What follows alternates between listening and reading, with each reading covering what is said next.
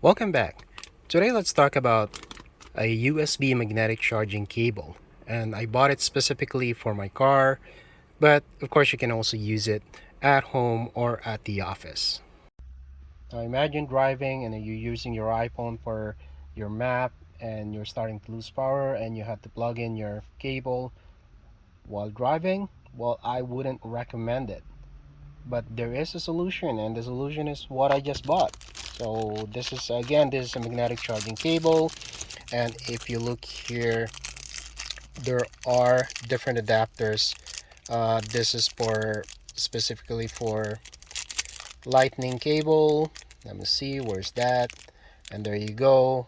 There's a micro USB and there is a USB-C. Now looking at the bottom of the iPhone, you have the lightning adapter in there. And the thing about this is that it doesn't fit all type of cases, so you might have to make some small iteration to the case to be able to fit it in. So I just plugged in one of the USB cable to my USB charger, and let's see how this thing works on an iPhone. Here's the other end of the USB cable. As you can see, there's 7 pins in there. This is supposed to allow you to transfer data and as well as do a fast charge. And connecting it in your phone is very simple. All you have to do is put a closer in, and that's about it. So now, as you can see, it is charging, and voila.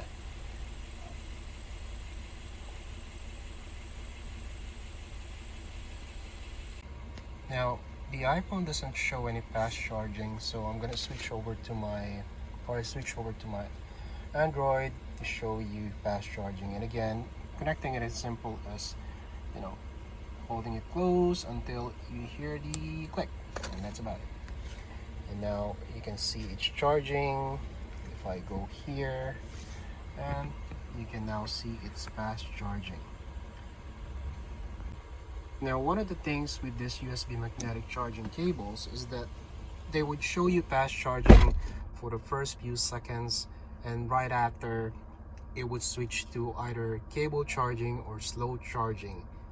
And those are the ones who claim they have fast charging and data transfer, but they don't really have any of those features. This particular cable, as you can see, is holding on its own, and it's still saying fast charging after a few seconds. I'm about 30 seconds into it now, so that is good. The other thing that I would like to try on this cable is that it does claim that it can do a data transfer, and one way of finding that out is by connecting it to my Apple CarPlay. And there you go. I have the Apple CarPlay for this device. Enable. And then it says allow. I'm gonna allow it. And there you go.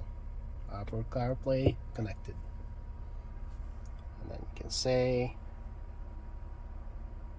application services, maps, and all those things. Now on the same cable, it's now saying cable charging, and the reason being is I actually connected it to my Android Auto. So let's see. There's my Android Auto. And that shows you it actually works. And here you can see USB accessory connected, USB option. So you can now see that this cable is actually capable of doing transfer, file transfer, or image transfer.